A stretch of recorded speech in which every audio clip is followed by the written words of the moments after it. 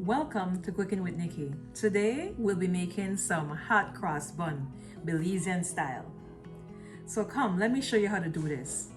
This is a special treat for this time of the year.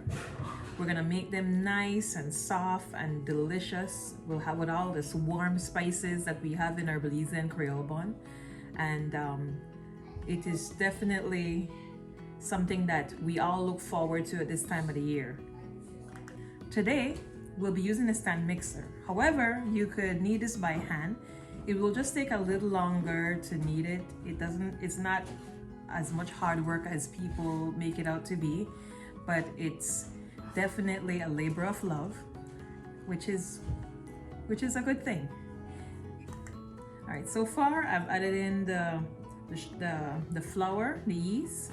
I'm gonna add the sugar, and then these are the spices: cinnamon, allspice, nutmeg, ground cloves, ground ginger. So it's gonna have a beautiful flavor. All right, so once I put this in, I'm just gonna run the mixer for a little bit and let it incorporate the dry ingredients. All right, I'm gonna let this go on low. And once this is incorporated, once all the dry ingredients are incorporated, we're gonna then put in the butter and the shortening. I tell you, I enjoy making bun and bread. It's just one of the things I really do enjoy, and I've been making this for at least 20 years. I started baking from a very young age, and I remember around Easter time when I lived back in Belize, I used to make so much bun and had so many orders. You know, not everybody would want to need bun or have time to do it, as a matter of fact. So, you know, I was available to render my services. I always make sure that I give people products that I myself will enjoy, like I'm making it for home, and that's how I've always done things. And so, you know, it just makes me feel happy when someone is enjoying the fruits of my labor. All right, so we've incorporated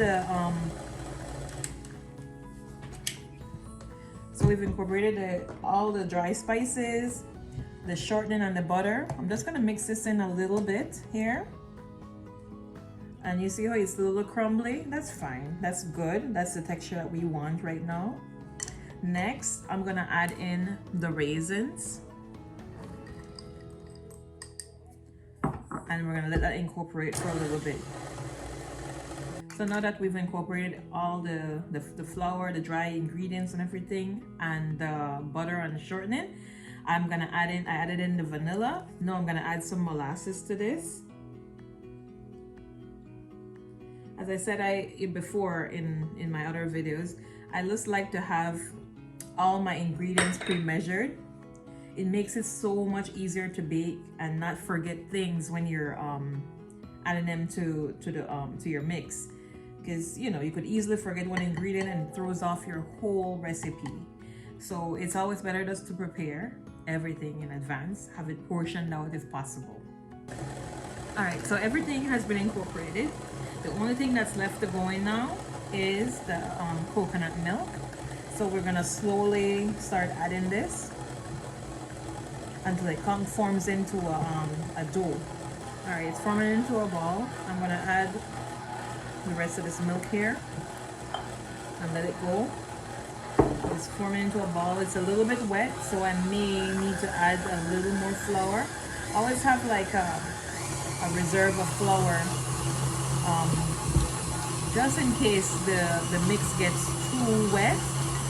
You know, we want to just add some flour to it to make sure that it's just the right consistency. All right, it's forming a dough ball here, but I'm gonna check the texture right now to make sure that it's not too soft. If it is too soft, I'm gonna add a little more flour to it, just a sprinkle of anything. Let me check that. See, it's kind of soft here. It's kind of sticking to my hands. So I'm gonna add a little more flour. It's probably like a 1/4 cup of flour.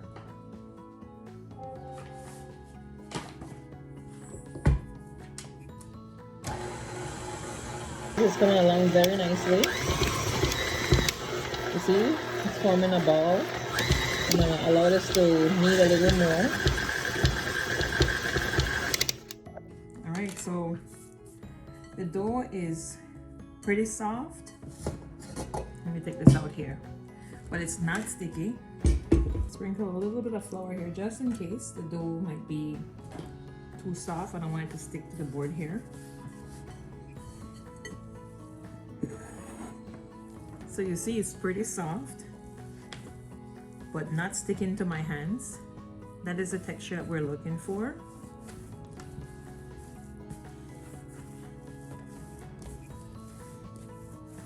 So I'm gonna knead this a few more minutes here by hand.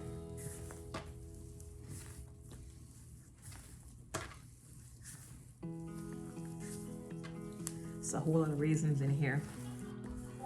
I like it with a lot of raisins. I don't know about you, but I like my bun nice and rich. Nothing better than a hot slice of bun with a cup of tea. And when you're baking bun, I'm telling you, your whole house smells just like home, because the smell of cinnamon and nutmeg and all these other spices. Oh man, that combination with the coconut milk and everything is unbeatable. It's so inviting. That's why a lot of times when people are trying to sell homes, they have fresh baked cookies and bread and whatever, so that the house just smells home-like. It creates a whole different atmosphere when you're baking. And I think that's one of the reasons why I love baking, because it allows me to create an inviting environment for my family and friends. All right, I think we're good here. What I'm gonna do is allow this to rise in a very warm place. What I usually like to do is put the oven at 110, 120 and turn it off. And it creates a very warm place for the bread or whatever dough, yeast dough you're using to rise properly. All right, I'm gonna put this back in here into this bowl. I'm gonna grease this bowl and cover it with plastic wrap and allow it to rise for approximately 1 hour to 1 hour and a half. And then we will roll them off into the size that we want and put our crosses on it, because of course this is hot cross bun, so you can't forget to put the cross on it. All right, so I've put it into my mixing bowl here again. I grease the bowl and I grease the top of the bun. Then I'm gonna cover it with plastic wrap. I'm going to stick it into the warm oven, not a hot oven. As I said, it's about 110, 120, and I turn it off so it doesn't get hotter than that, and it makes it rise pretty quickly. So this will be rising, or doubling in size within the next hour, hour and a half. But we'll take a look at it after 1 hour to see if we need for it to go longer. All right, so it's been an hour and a half, and this dough has doubled in size. Look at that, nice and soft. I'm gonna pour this out onto the counter here. We're gonna roll these off and make our nice crosses and have them rise for another 30 to 45 minutes. See how nice and soft this dough is? This is the texture you're looking for, so that it gives room for it to rise nicely. Okay, so I'm gonna portion these off. This is about the size I want. It's probably gonna double in this size. And then of course we gotta save some dough to make our crosses, because again, this is hot cross bun. All right, so if you look at my previous videos, I use the roll and tuck technique. So we take this, we roll and we tuck it, roll and tuck, roll and tuck, roll and tuck. And the bottom doesn't have to be perfect, because it's gonna lay on the bottom, but just try and get the top as smooth as possible. So you roll and we tuck underneath, roll and we tuck underneath. All right, this looks kind of small here, but this, as I said, is gonna double in size. All right, here we go.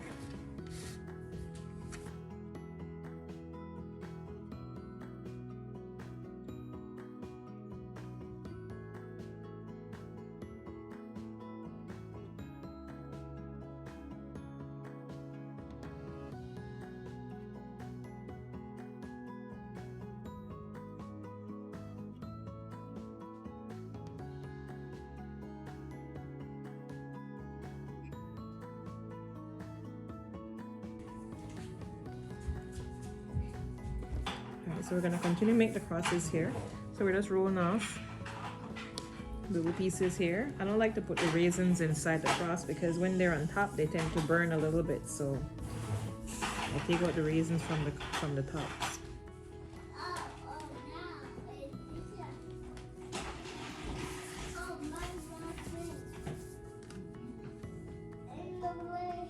All right, 2 down. And 6 more to go. All right, so this, we've made 8 buns, well 9 including this little one. This is for Lucas. He's over there making a whole lot of noise, but that's okay. All right, we're gonna allow these to rise for about 30 to 45 minutes more, and then we're gonna bake them off. All right, so what I'm gonna do is cover these with some plastic wrap.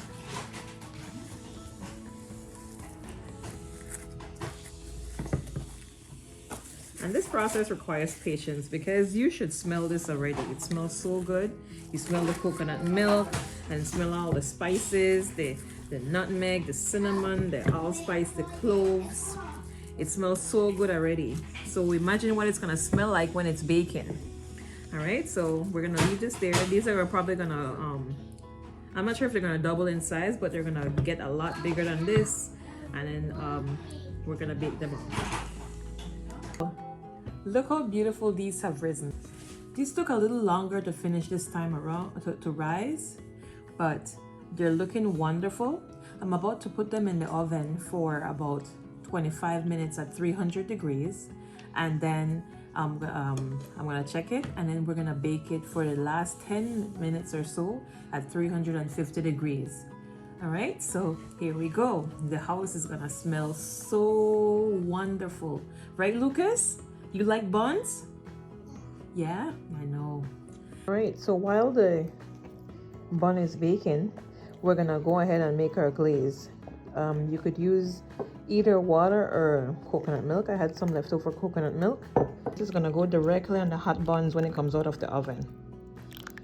All right, this is equal parts either coconut milk or water with some brown sugar and a little bit of butter.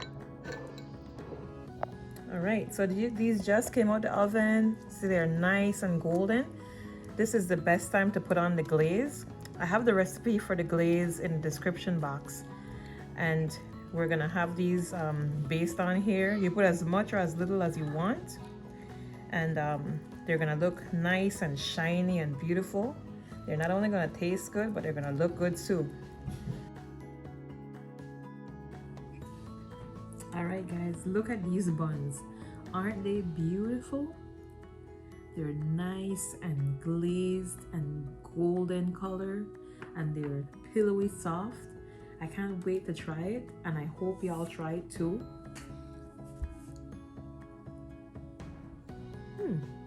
This is delicious. It's perfectly sweet. You taste all the spices in it, the coconut and milk, just taking you back to home when you try this. And it's pretty easy. So guys, make sure you make your hot cross buns. Let me know how this turns out for you. Happy baking, everyone, and remember to like this video and subscribe to my channel.